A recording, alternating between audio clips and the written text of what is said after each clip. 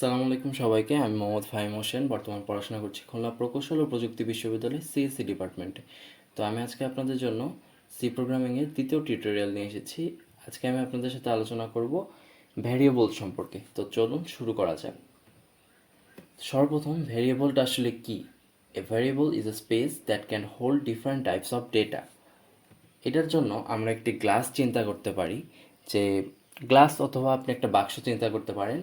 Variable হচ্ছে একটা বাক্স, এবং বাক্সে অথবা গ্লাসে কি থাকে, হয়তো চিন্তা করুন একটা গ্লাসে পানি আছে। তো এই যে পানিটা, এটাকে আমরা ডেটার সাথে তুলনা করব। তো ভ্যারিয়েবল এর কিছু বৈশিষ্ট্য আছে, সেটা হচ্ছে এটার একটি নাম থাকবে। যেমন পানির গ্লাস, এটা একটা নাম। পানির গ্লাস যদি আমরা না বলতাম তাহলে তো আমরা বুঝতাম না ওখানে কি আছে। দেন এটার আরেকটা বৈশিষ্ট্য হচ্ছে এটা হোল্ডস ডেটা, মানে এটা ডেটা স্টোর করে। যেমন পানির গ্লাসে আমরা পানি স্টোর করি। এবং সবচেয়ে গুরুত্বপূর্ণ বৈশিষ্ট্য হচ্ছে এটি চেঞ্জেবল, অর্থাৎ আপনি একটা গ্লাসে পানি পরিবর্তন করতে পারবেন পানির পরিমাণটা। যেমন আপনি কম পানি রাখতে পারবেন, অথবা আপনি পানি একদমই রাখতে পারবেন না, গ্লাসটি ফাঁকা রাখতে পারবেন, অথবা আপনি পানি পুরোটাও রাখতে পারবেন। তো এগুলো হচ্ছে একটি ভ্যারিয়েবলের বৈশিষ্ট্য। এর পরবর্তীতে আছে কনস্ট্যান্ট, অর্থাৎ ধ্রুবক। ধ্রুবকেরও কিছু বৈশিষ্ট্য আছে। এটিরও একটি নাম থাকবে, এটিও ডেটা হোল্ড করবে, কিন্তু এটার বৈশিষ্ট্য হচ্ছে এটি চেঞ্জেবল না। যেমন আপনি যদি গ্লাসটা দিয়ে চিন্তা করেন, তাহলে আপনি হয়তো একটা গ্লাসে পানি রাখছেন এবং সেটি একদম পার্মানেন্টলি সিল করে দিয়েছেন, মানে পানি কম বেশি আর হবে না, যেটুকু পানি রাখছেন সারা জীবন সে পরিমাণ পানি থেকে যাবে। তখন সেটিকে আমরা কনস্ট্যান্ট বলবো। পরবর্তী টপিক হচ্ছে ডেটা টাইপস। তো ডেটা টাইপসের সংজ্ঞাটা হচ্ছে specifies types and size of data that can be stored in a variable or constant. অর্থাৎ মানে আপনি কোন ধরনের ডেটা একটা ভ্যারিয়েবলের মধ্যে স্টোর করবেন, সেই বিষয়টাকে আপনার ডেটা টাইপ বলছি। যেমন আপনি একটা বাক্সে কলম রাখতে পারেন, অথবা টাকা রাখতে পারেন। তো এই কলম, টাকা, পানি, এগুলো এক একটা টাইপস। যেমন আমরা এখন একটি সি প্রোগ্রামিংয়ে বাস্তব একটি বিষয় চিন্তা করি। যেমন integer is a data type. ইন্টিজারের অর্থ হচ্ছে পূর্ণ সংখ্যা। যেমন পূর্ণ সংখ্যাগুলো হতে পারে 1, 2, 3, মানে যতগুলো সংখ্যা আছে, মানে গোটা সংখ্যা আর কি, ভগ্নাংশ সংখ্যা না, সেগুলোকে আমরা পূর্ণ সংখ্যা বলি।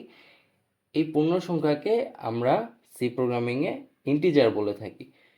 তো ইন্টিজার আপনি যদি মানে সি কম্পাইলারকে বুঝাইতে চান যে হ্যাঁ, আমি একটা ইন্টিজার ডেটা টাইপ আমার লাগবে, তো সেক্ষেত্রে আপনাকে সেই ইন্টিজার ডেটা টাইপটা ডিক্লেয়ার করতে হবে। ডিক্লারেশনের সিনট্যাক্স হচ্ছে এটা ইন্ট ভ্যারিয়েবল নেম, এবং এটা একটি ফরম্যাট স্পেসিফায়ার আছে যেটা হচ্ছে %d দ্বারা স্পেসিফাই করা হয়। তো চলুন আমরা আমাদের আইডিতে চলে যাই। আমি বর্তমানে visual studio code ID use করতেছি। তো আগের প্রোগ্রামে আমি কোড ব্লকস দেখিয়েছি, ঠিক সেরকমই একটি আইডি হচ্ছে ভিজুয়াল স্টুডিও কোড। আপনারা চাইলে এটিও ইনস্টল করে নিতে পারেন। তো আমরা চিন্তা করি আমরা একটি ভ্যারিয়েবল নিলাম, সেটির নাম হচ্ছে এক্স। এখন এক্স হচ্ছে একটি ইন্টিজার টাইপ ভ্যারিয়েবল। এই যে এই লাইনটা আমি লিখলাম, এটার অর্থ হচ্ছে কম্পিউটার আমাকে একটা জায়গা দাও, বা আমাকে একটা বাক্স দাও, বাক্সটাতে আমি ইন্টিজার টাইপ অর্থাৎ পূর্ণ সংখ্যা স্টোর করব। তো কম্পিউটার ঠিক সেরকমই করবে, ও একটা বাক্স ক্রিয়েট করবে। এখানে বাক্স বলতে বোঝাচ্ছে কম্পিউটারের ভিতরে একটা নির্দিষ্ট অ্যাড্রেস, সে অ্যাড্রেসে সে একটি কন্টেনার ক্রিয়েট করবে, যেখানে সে এক্স নামক ভ্যারিয়েবল ক্রিয়েট করবে, যেখানে সে ইন্টিজার ডেটা স্টোর করবে। এখন ডিক্লারেশনের কিছু সিনট্যাক্স আছে। এরকম আপনি ইন্ট লিখে যদি একটা নাম দেন, আপনি এক্স এর জায়গায় এ দিতে পারেন, বি দিতে পারেন, অথবা আপনার নামও দিতে পারেন। তো এই নেমিংয়ের কিছু রুলস আছে যা আমরা পরবর্তীতে জানবো।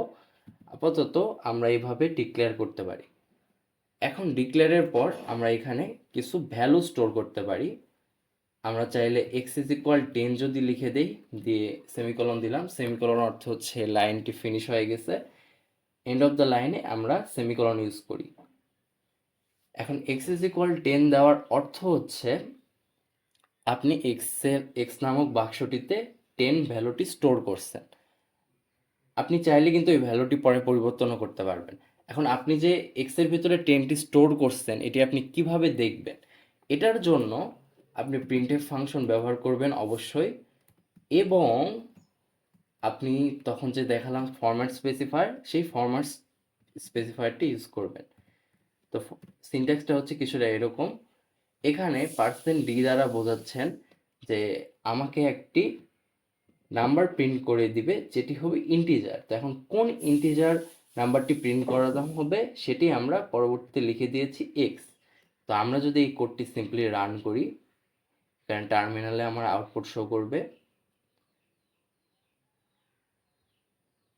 এই যে এখানে আমরা 10 দেখতে পাচ্ছি। অর্থাৎ আমি একটি ইন্টিজার টাইপ ভেরিয়েবল ডিক্লেয়ার করলাম, দেন সেখানে আমরা 10 রাখলাম এবং সেটি আমরা প্রিন্ট করে দেখালাম।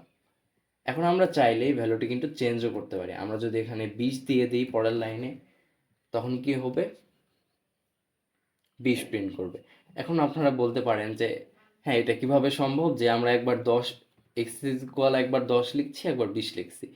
এখানে কিন্তু এই ইকুয়াল সাইনটা আমাদের জেনারেল ম্যাথমেটিক্সে আমরা যেভাবে ইকুয়াল সাইন ইউজ করি যে সমান সমান বোঝাইতে, সেই ইকুয়াল সাইন এটা না, এটা হচ্ছে অ্যাসাইনমেন্ট অপারেটর। এখানে এক্স ইজ ইকুয়াল 10 এর অর্থ হচ্ছে আপনি এক্সের ভিতরে 10 ভ্যালুটা স্টোর করছেন। এমনটা না যে এক্স সবসময় 10-এর সমান।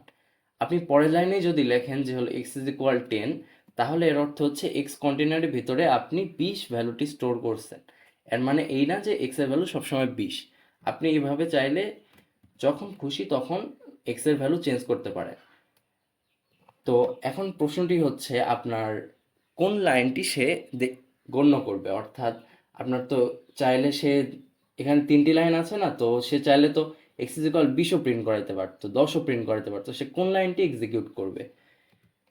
এখানে একটি বিষয় আছে যে কোড সব সময় উপর থেকে নিচে রিড হয় এবং রান হয়। অর্থাৎ সর্বশেষ লাইনে আপনি একটি ভ্যারিয়েবলের যে ডেটা অ্যাসাইন করছেন সে ডেটাটি সর্বশেষ শো করাবে। অর্থাৎ এরপরে যদি আপনি এক্স ইজ ইকুয়াল 40 দিয়ে দেন, এখানে কিন্তু কোডটি লাইন বাই লাইন পড়বে। যে কোডটি প্রথম লাইনে আসবে, সে দেখবে হচ্ছে আপনি একটি ভ্যারিয়েবল ডিক্লেয়ার করেছেন যার নাম হচ্ছে এক্স, দেন এক্সের ভিতরে আপনি 10 স্টোর করেছেন, দেন 20, দেন 30, দেন আপনি প্রিন্ট করেছেন, দেন আপনি এক্সের ভিতরে 40 ভ্যালুটি স্টোর করেছেন। তাহলে এখানে প্রশ্ন হচ্ছে কোন ভ্যালুটি এখানে প্রিন্ট করবে? চলুন রান করে দেখা যাক। এখানে 30 ভ্যালুটি প্রিন্ট করছে, কারণ আপনি সর্বশেষ যে অ্যাসাইনমেন্ট অপারেটরটি ইউজ করেছেন সেটির মাধ্যমে এক্সের ভিতরে ভ্যালু অ্যাসাইন হয়েছে, অর্থাৎ এক্সের ভিতরে 30 অ্যাসাইন হয়েছে। প্রিন্ট করার পরে দেন এক্সের ভ্যালু হয়েছে হচ্ছে 40। দেন এর পরে যদি আমরা প্রিন্ট করি তাহলে এক্সের ভ্যালু কিন্তু 40 শো করবে।